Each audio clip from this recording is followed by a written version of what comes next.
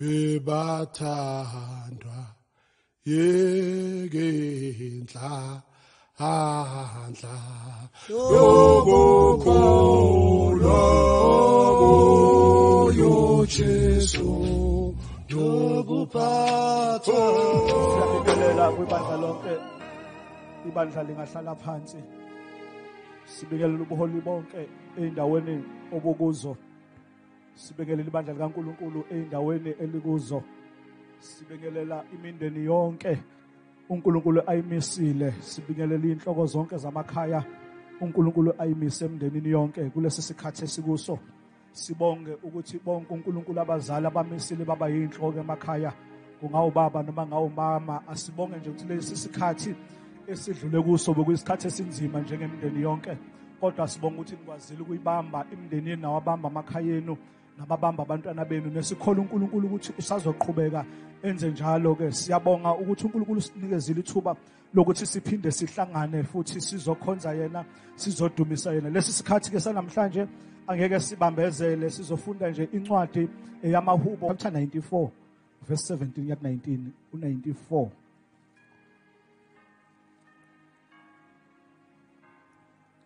Incwadi amaHubo uchapter u94 sizoqala kuverse 17. Uma uJehova engesilo usizo lwami, umphefumulo wami uyakushintsha ukuhlala ekuthuleni kokufa. Uma uJehova engesilo usizo lwami, umphefumulo wami uyakushesha ukuhlala ethuleni lokufa. Lapho ngithe unyawo lami luyashelela, umusa wakho Jehova wangiphasa. Kubo abaninginingi bemicabango yenhliziyo yami, ukududuza kwakho kwathokozisa umphefumulo wami. Umhlobo Jesu, umhlobo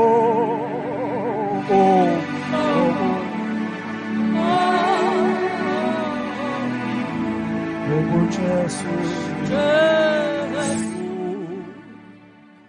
umhlobo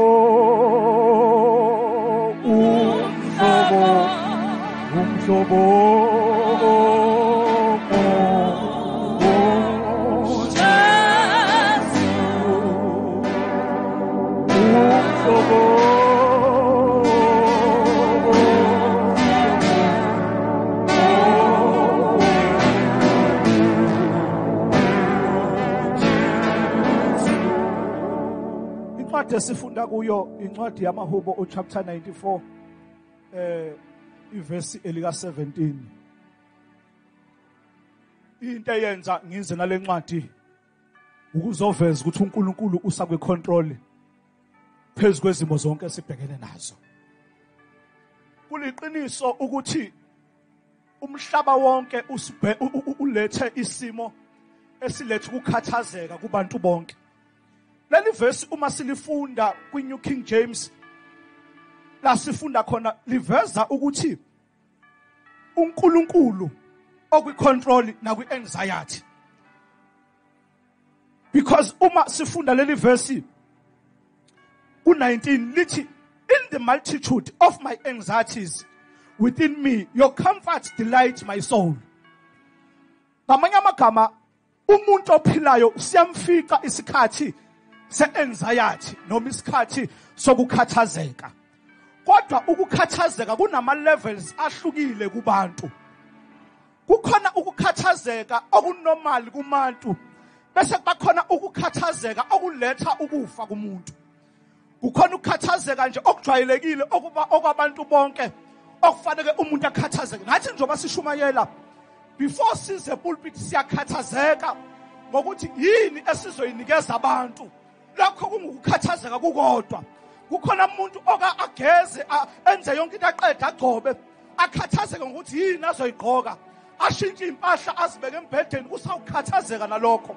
Kukhona ukukhathazeka komuntu angazi ukuthi uma kufanele apheke yini azoyiphekela umndeni wakhe ngalesi sikhathi usakukhathazeka kodwa ukukhathazeka okunormal kukhona lokukhathazeka okuyidisease kumuntu okugcina kuletha ukufa empilweni yomuntu lokukhathazeka engizokhuluma ngakho engizothi kubantu abangene kuloko kukhathazeka Lord is in control.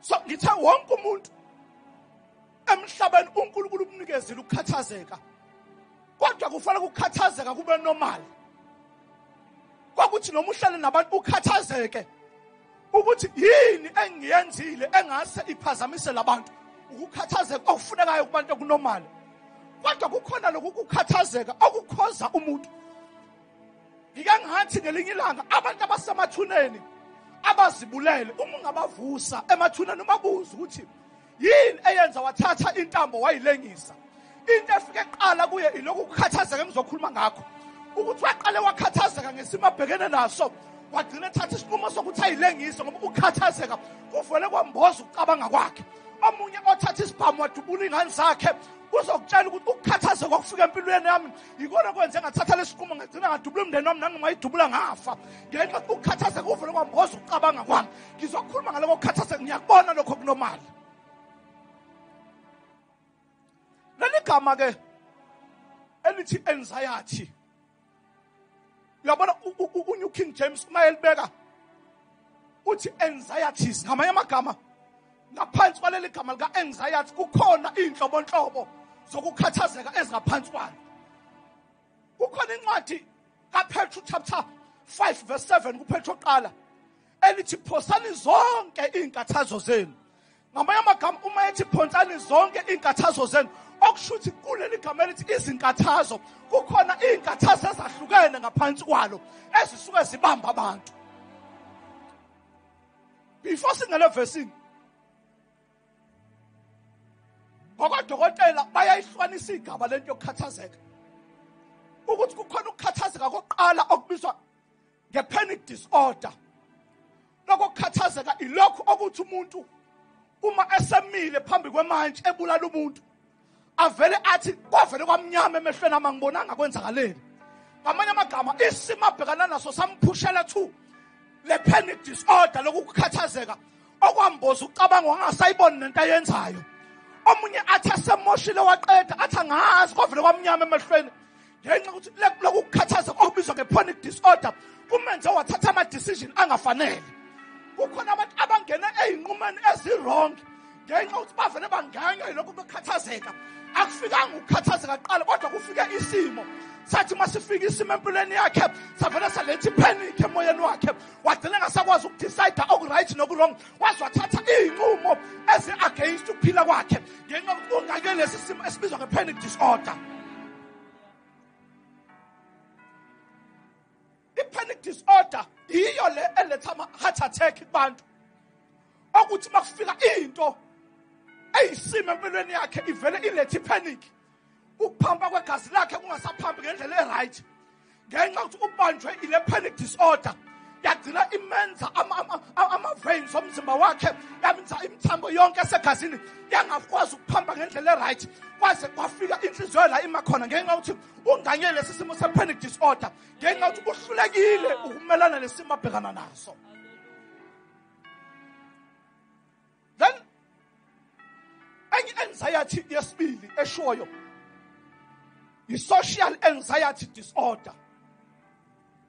Le ibambe abantu abaningi i-social anxiety disorder. I-social anxiety disorder ilokhu kukhathazeka ukuthi yonke into eyenzayo idependele ey'ntweni ey'sho abantu. Ngamanye amagama into uqale uzwa abantu ukuthi bathini ngawe before uthatha isinqumo. Noma isinqumo si-right kangakanani nawe uyithembi ngaso ungakabezwa abantu ukuthi bathini ngesinqumo sakho.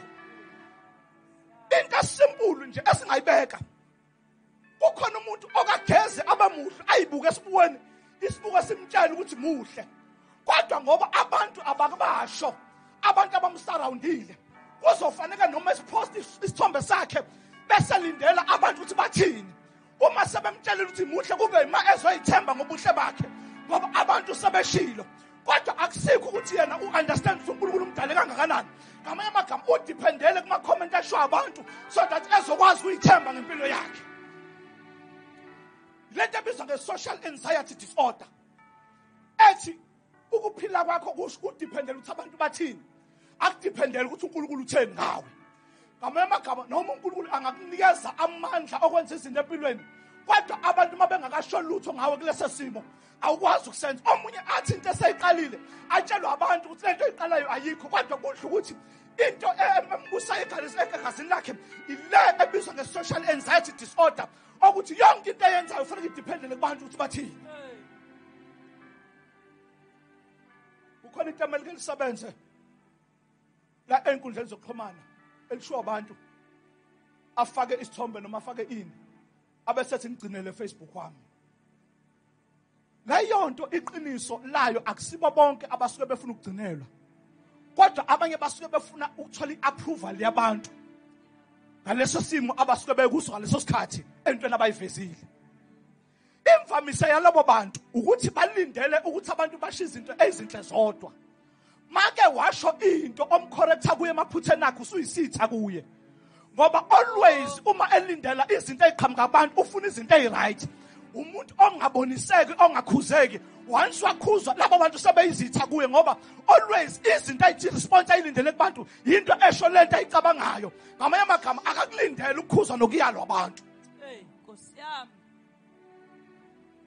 Bese bakhona ke le ebizwa nge-specific phobias. Le ebizwa nge-specific phobias ile anxiety umuntu anento especific akhathazeka ngayo nayisabayo, ukuthi noma ngathiwa khona into ofuneka ayizame empilweni umuzwa esho kuqala ethi nje mina ngeke ngize ngilunge lapha. Into eyenza ukuthi athi ngeke uze ngilunge ubuswa yile engiyishoyo. Akaze azame, akaze ahluleke, kodwa usedecide ukuthi vele ngeke ngize ngilunge. Noma into ebezolunga kuye, kodwa ngoba ukukhathazeka kusempilweni yakhe kumtshela ukuthi izinto engakayizami ngeke azalunge, agcine engakazange ukuzama lutho empilweni, ngoba le imbusa ngokuthi ayikho into ongakwazi ukuyenza. Ukukhathazeka kwesithathu lokho okubusa abantu ukuthi yonke into kufanele uyizame empilweni yakho. Awufuni ukuhluleka, kodwa udecide ungakaqali ukuthi ngeke ngize ngilunge. Omunye azama balance athi ngiyazi, bathi abantu bamtshela ukuthi awuzame nalokho, athi ngiyazi ukuthi ngeke ngize ngilunge. Wake wazama yini? Cha, angikaze ngizame kodwa ngiyazi. Ubuswa yile. Bathi ke ngicela ngiye kule ye-panic disorder, ngoba kubonakala sengathi isikhathi esikusezweni kukhona abantu abazoluza impilo zabo kungenxa ye-coronavirus, kodwa ngenxa yokuhlaselwa yi-panic disorder. Iqiniso lokuqala ukuthi ukukhathazeka okuhlasele izwe kuhlasele wonke ama-levels okuphila, ukuthi umdala noma umncane noma usukhulile noma ungakanani, umfundisi, uprofessor, uyini, kodwa kuhlasele wonke ama-levels okuphila. Inkinga ke engengisho kungcono ukugula enyameni kunokugula emphefumulweni. Ukugula enyameni kwenza ukuthi abantu basheshe bakwazi ukubona into eyinkinga kuwe, bakwazi uku-attenda, balethe into ezoba usizo kuyo. Kodwa ukugula emphefumulweni kwenza umuntu ukuthi uma efika endaweni alethe ismile, kodwa singekho emoyeni wakhe, ahleke aveze lo mhlathi, kodwa umoya wakhe uyalwa, uyaxabana ngenxa yokukhathazeka okusempilweni yakhe. Ahlale nabantu, ahlale bengathi izinto zonke ziright empilweni yakhe, kodwa uma ebuyela endlini ulalwa, uyena yedwa ovuka yangalele, ngenxa ukuthi le panic disorder yenza ukuthi ikufune masewuwedwa. Uthola ukuthi usulele akusekho umuntu, ivele ifike ume nawe, ukhathazeka ubusuku bonke, uzugcina kusele uthatha iy'nqumo ezironke ngenxa ye-panic disorder. Kukhona ilevel yokuqala engifuna ukuqala ngayo. Kunabantu ababanjwa yile panic disorder esingeke sibanake. Labantwana abafunda amabanga aphansi. Into yokuqala kukhona abantwana abasuka esecondary ababheke high school. Okuthe makwehla lesisimo bayabona sengathi iphupho labo lokuthi bayoqala high school. Bathe beqala unyaka bawuqala unyaka esecondary bebala ukuthi nathi sesiyaye high school. usiyabuka ukuthi ne-age esengikuyo ayisangivumeli ukuthi ngibe se-high school, ngibe se-secondary. Kodwa sekufanele ngihambe ngiyoqala e-high school nabanye abantu. Now uma kufika lesi simo kube ngathi unyaka uyaphazamiseka, abayiqondi into ukuthi kuzoqhubeka noma ngeke kuqhubekeke, noma zifika iphathi mandla ziletha imiyalezo ephambanayo, baletha lehlukanayo. Abantwana noma bebancane kodwa babambe lento ukuthi ngempela unyaka wami uyonakala. Umntwana egcine ebanjwa ilento yokuthi lento bese ngithi sengiyofinyelela kuyo ngathi esengiyafeyila. Omunye igcine imenza kwalonyaka osekufanele awuqale angaperform kahle ngenxa ukuthi usebanjwe ile panic disorder. Kube khona igroup elandelayo, kukhona abantwana asebebalile ukuthi umatric bayawuqeda, and bayababona abantu abahamba nabo nabebefunda nabo ukuthi sebesevasithi, sebebalile ukuthi nami ngonyaka ozayo ngiyaqala evasithi. Uma kufika lesi simo babanjwa ile panic disorder, abanye abazali ngeke baze bababone ngoba ngenxa yokuthi babamba sebebodwa ukuthi ngempela angisayi la bengiyakhona, ngoba ubona engathi yonke into siyashabalala ngenxa lesi simo esibhekene naso kulonyaka esikuwo. Kube khona abanye asebevasithi abenza unyaka wokugcina, uthe eqala u2020 wabala wathi come 2021 ngizograduate ngithola umsebenzi, nomsebenzi okufanele ungena kuwusewubonile. Ngizograduate ngiyongena emsebenzini ukuze ngibuyele kwifamily yami ngiyoyikhipha kulesi simo ebhekene naso. Ifamily yami isibekezela isikhathi eside ngenxa ukuthi ibhekene nalesi simo. Kodwa come 2021 uma ngigraduate ngizoya kulo msebenzi asebengithembise kuwo, ngikwazi ukubuyela emuva ngakhela umzali wami ekhaya, ngakhela umndeni wami ekhaya. Kodwa uma sekufika lesi simo uyabona ukuthi lento bese ngiyibhekile ingathi umndeni wami usazoqhubeka uhlale kulobo bhohlala kubo. Nkosi yami. And into esibalahle sithemba ile yokuthi nomsebenzi bese bobonela abazongena kuwo kubonakala amakhampani ethi ayavala ngenxa lesi simo esibhekena kuso. Kubonakala amakhampani ethi ayaretrencha ngenxa lesi simo esibhekene kuso. Kubonakala eminye iminyango yonke ivaleka. Ngamanye amagama nalabo sebethembile ukuthi bayaphuma evasithi benza unyaka wokugcina bayongena kwaleyo msebenzi yashabalala, bahlaselwe i-panic disorder. And abanye ingabenza bathatha inqumo eyirong. Bese kuthi abanye ababanjwa ile panic disorder yilabo basebeyitshela ukuthi sebeyasebenza sebe right. Okwabo nje ukubuka ama goals abawabekile empilweni yabo ukuthi yini kufanele bayenze. Uma kuza lesi sikhathi sokuthi umnotho wezwe uyalimala, sebewutholile nama message ecompanyini ukuthi niyazi nani isimo esibhekene naso, okuphoqa ukuthi ekhampanini fanele sizame ukunciphisa isibalo sabantu, and negama lakhe liyavela lapho nalobe seplanile ukuthi uzokwenzana empilweni. Okusho ukuthi uma ufika u2021 useyazi ukuthi usafana nabanye bonke ababizwa ngokuthi ba-unemployed. And kushabalala wonke amaphupho akhe asempilweni, ngoba uqala unyaka ka2020 akekho beyitshela ukuthi kungashaya isikhathi sikaJune engasasebenzi, ngoba ebebona ukuthi umsebenzi engutholile umsebenzi one engufundele, two umsebenzi ikhampani engifunayo. Kodwa makuphoqela ukuthi ikhampani kufanele iliquidate, sekuphoqa ukuthi ayivalwe ngenxa yesimo somnotho ebhekene naso, sekufanele aluze nalo msebenzi bese yitshela ukuthi uphephile kuwo. Nkosi yami. And okubanye bazokwenza bathathe ama decision wrong. Enye level esibili, ilevel yalaba abathi mabethatha impesheni bathatha imali yabo yonke bayo investa ebhizinisini abaliqalayo, okukhomba ukuthi leli bhizinisi abaliqalayo babengazi ukuthi kuzoba nesimo esinje. And idemand yabantu ngalelo bhizinisi iyaphela ngenxa yalesi sifo secorona, okuphoqa ukuthi imali yakhe yonke empesheni ayisebenzele 20 years isiya down the drain, ngoba sekuphoqa ukuthi ibhizinisi alivale ngoba angeke lisakwazi ukufanishina kahle ngoba idemand yalo iyaphela kulonyaka ngenxa yecorona. And yacabanga ukuthi usebenze 20 years ebeka imali yakhe, and ebeno show ukuthi i-turnover yale msebenzi enguqalayo once kwafika unyaka 2020 izobe isimangalisa. Kodwa kuloyo nyaka 2020 ngeke usamfika ngoba ikhampani yakhe sekufaka ukuthi akayivala, and uma eyivala akukho mali ezombuyela. Yo. Nkosi yami. Abanye osomabhizinisi ebebeneshock ukuthi amabhizinisi abo ahamba ngendlela eright. Abanye uyezwe indabeni ukuthi bayawavala amabhizinisi ngenxa yezimo.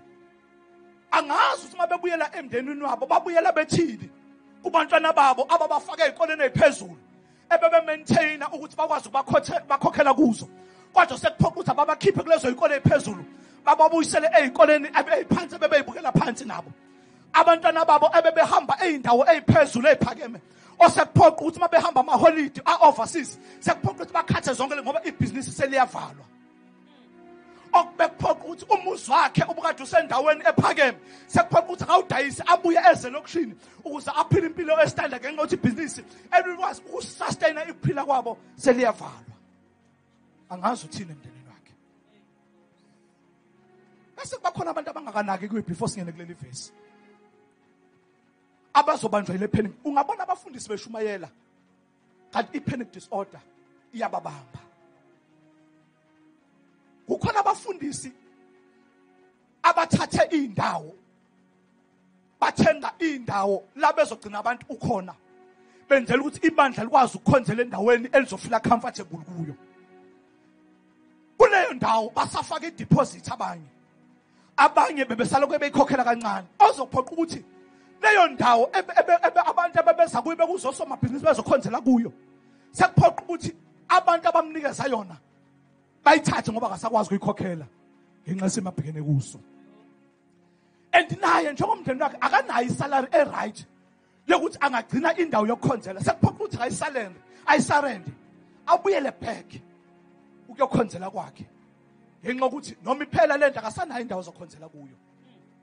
And usephila phezulu kwaleyo ngcindezi yokuthi into ebephila ngayo nento ebeyenza abasakwazi ukuyenza ngenxa yokuthi uselose everything ngenxa yesimo esibhekene naso. Leli verse ke bazalwane esilifundayo iverse la obhalele lihubo ulibhale indlu yamaJuda ibhekene nenkinga eBhabhiloni. La kubonakala sengathi izinto ababhekana nazo ngeke zizeyiphele.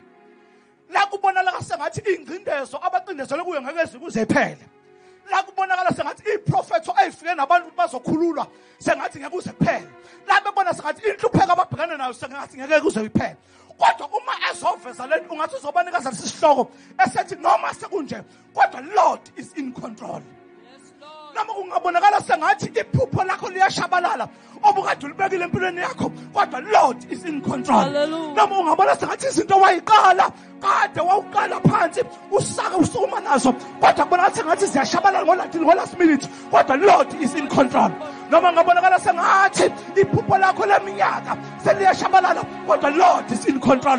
Noma ungabonakala sengathi izinto obakwathi uthi ufuna ukuyifundela usubona sengathi ziyashabalala kodwa Lord is in control.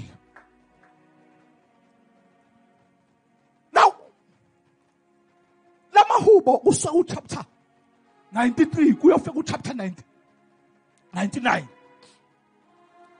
Amahubo abizwa ngokuthi ama-royal psalms. Ngoba uma checka avele amveze uNkulunkulu eyinkosi.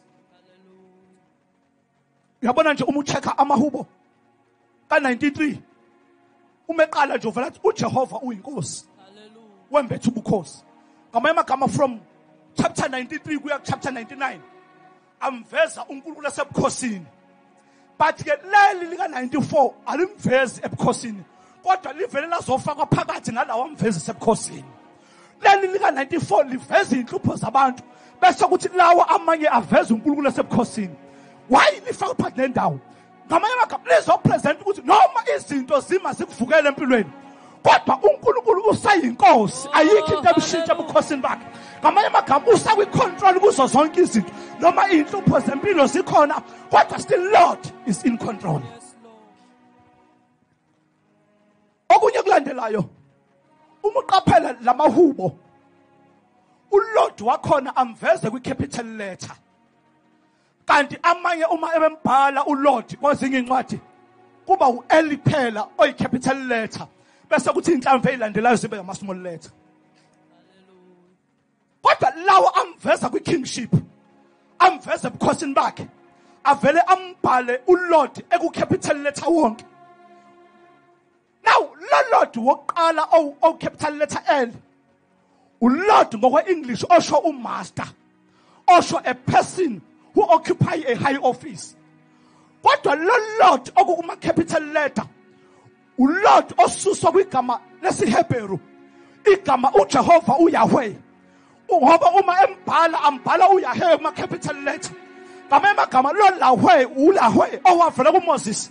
Elithi iBhayibheli uma uMoses ehamba ehlane wabona isihlahla sivutha kodwa singathi kwavela lo Yahweh othi ngiyehlile othi ngizwile ukukhala kwabantwana bakaIsrayeli. Naw sengehlile ngibonile ukukhala kwabo ngizobakhulula. Uloyo Yahweh omkhulu elithi iBhayibheli uJehova ongosele ongalali uJehova olonda uIsrayeli. Amagama akuthi yena uJehova owumaster nje kuphela occupy Israel kodwa uJehova othi ngizwile othi ngibonile othi ngehlile. Amagama uma bethi Lord is in control kulesi sihloko engiza naso esokuthi noma isimo sibhekene naso sibuhlungu kangakanani kodwa uNkulunkulu okwi-control wehlile ngoba uzwile futhi ubonile. Nkosi yami. Amagama akusiyo nje uLord kwakuwo wonke ama-chapters kodwa uLord othi unguNkulunkulu esihlalweni sakhe. UnguNkulunkulu ongahlulwa izimo. UnguNkulunkulu othontshelwa izimo zonke. Oh yes, Lord. UnguNkulunkulu othontshelwa wonkulunkulu bonke. UnguNkulunkulu ayekho uNkulunkulu olingana naye. Elithi iBhayibheli uma uqhubeka nalo lithi abanye uNkulunkulu bezizwe bayizithombe kodwa uNkulunkulu wethu wadala izulu nomhlaba. Amagama sisho uNkulunkulu okuyena wasakela amazulu wasakela izintaba. UnguNkulunkulu obonelelayo. UnguNkulunkulu okwathi uIsrayeli ehamba ehlane kwaNkulunkulu ohamba noIsrayeli. UnguNkulunkulu okwathi uIsrayeli ubefukulwa nje luvulile wavula ulwandle olubomvu.